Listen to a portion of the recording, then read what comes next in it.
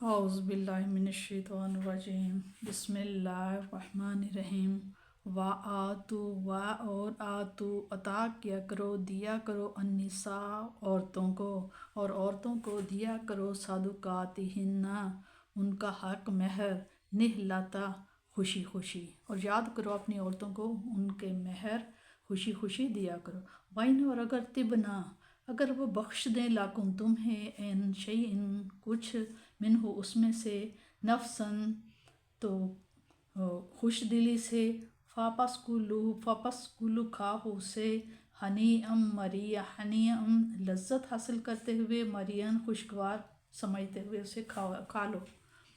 والا اور نہ تو اتو اور نہ دے دو السفہاء نادانوں کو اموالکم اپنے مال، اور نہ دے دو نادانوں کو اپنے مال اللاتی جن کو جعل بنایا ہے اللہ نے لاکم تمہارے لیے قیاماً سہارا، ان نادانوں کو اپنے مال جنہیں بنایا ہے اللہ تعالیٰ نے تمہیں زندگی کے لیے سہارا۔ وارزقوہم اور انہیں رزق دو یعنی کہ انہیں کھلاؤ فیہا اس مال میں سے، وکسوہم اور پہناؤ انہیں، وقولو اور کہو لاہم انہیں قولاً معروفہ اور انہیں قولاً بات کرو معروفہ بھلائی کی بات کرو ان کے ساتھ۔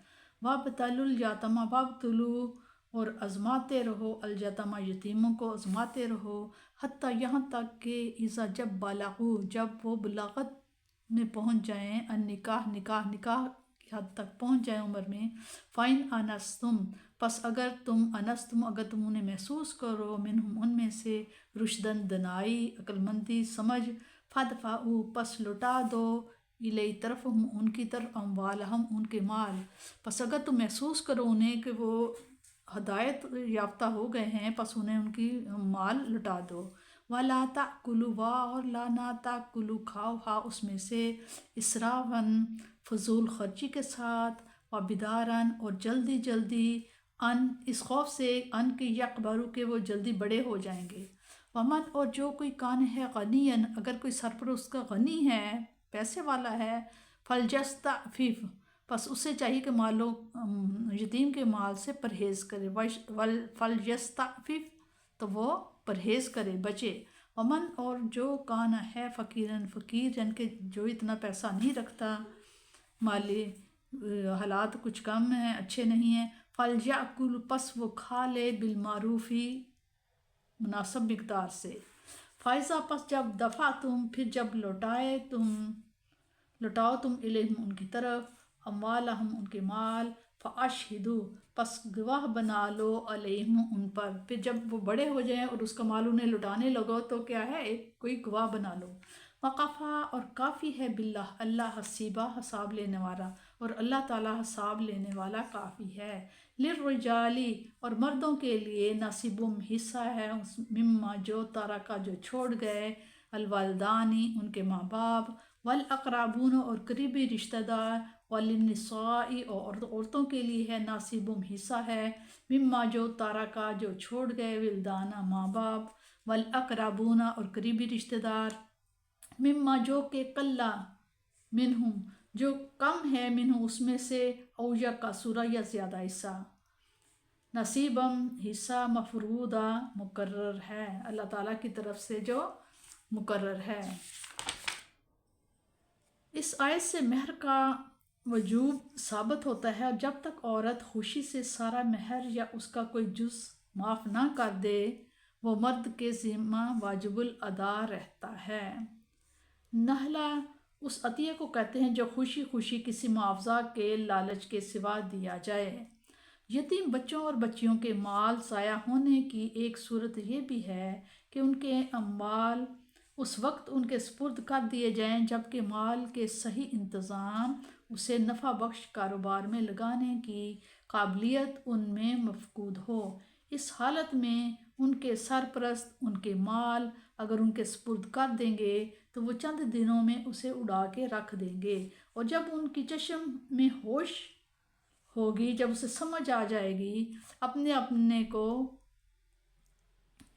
فقراء افلاس کی زنجیروں میں بندھا ہوا پائیں گے۔ اس لیے اس آیت میں یہ فرمایا کہ اگر وہ باشعور نہیں تو ان کا مال حفاظت سے اپنے پاس رکھو، اور ان کو خورد و نوش اور لباس کا اہتمام کرو، اور ان کو خوش اسلوبی سے بتاتے رہو کہ یہ مال و متاع تمہارا ہی ہے، اور ہم نے تمہاری بہتری کے لیے اسے اپنے پاس سنبھال کر رکھا ہوا ہے، اور جب تم بڑے ہو جاؤ گے تو ہر چیز تمہارے حوالے کر دی جائے گی۔ اس آیت میں دو الفاظ آپ کی خصوصی توجہ کے مستحق ہیں، اموالہم۔ فرمایا ہے کہ یتیموں کا مال اگرچہ انہی کا ہے، لیکن کیونکہ وہ اور تم سب ایک ملت کے فرد ہو، اس لیے گویا وہ تمہارا ہی ہے۔ اس کی حفاظت اور نگہداشت بالکل یوں کرو جیسے اپنے مال کی کرتے ہو۔ وحدت ملی اور تکافل اجتماعی کا یہ وہ محبت آفرین سبق ہے جس کی طرف قرآن ہر مناسب موقع پر ہماری توجہ مبذول کراتا ہے۔ دوسرا امر جو غور طلب ہے وہ آیت کا یہ حصہ ہے، یعنی مال جس کو اللہ تعالیٰ نے تمہاری زندگی کا سہارا بنایا ہے۔ ان الفاظ سے مال کی اہمیت اور قدر و قیمت کا اظہار مفقود ہے، یعنی مال فضول اور قابل نفرت چیز نہیں، بلکہ یہ تو تمہاری معاشی خوشحالی اور ترقی کا ستون ہے۔ اگر تم اس کو بے جا خرچ کرو گے تو تمہیں معاشی اور اقتصادی فارغ البالی نصیب نہیں ہو سکے گی۔ اسے سنبھال کر رکھو اور سمجھ کر خرچ کرو۔ سابقہ آیات میں فرمایا کہ یتیموں کے مال انہیں واپس کر دو۔ اس آیت میں مال کی واپسی کا وقت اور اس کی شرائط کا ذکر ہے۔ جب یہ دو چیزیں بلوغ اور رشد ان میں پائی جائیں تو ان کے اموال ان کے حوالے کر دو۔ رشد سے مراد مالی انتظام اور کاروبار کی سوجھ بوجھ ہے۔ یتیموں کی صلاحیت اور قابلیت کو آزمانے کا ایک تو یہ طریقہ ہے کہ ابتدا میں انہیں ان کے مال کی قلیل سی مقدار دے دی جائے۔ اگر اس میں تصرف ہے، تصرف سے ان کی ہونہاری کے آثار نمایاں ہوں تو سارا مال ان کے سپرد کر دو۔ اور دوسرا طریقہ یہ ہے کہ ان سے وقتاً فوقتاً کاروبار و نظم و نسق کے سلسلہ میں مشورہ و طلب کیا جائے، اور ان کی رائے میں سنجیدگی اور عقل مندی پائی جائے تو ان کی چیز ان کے حوالے کر دو۔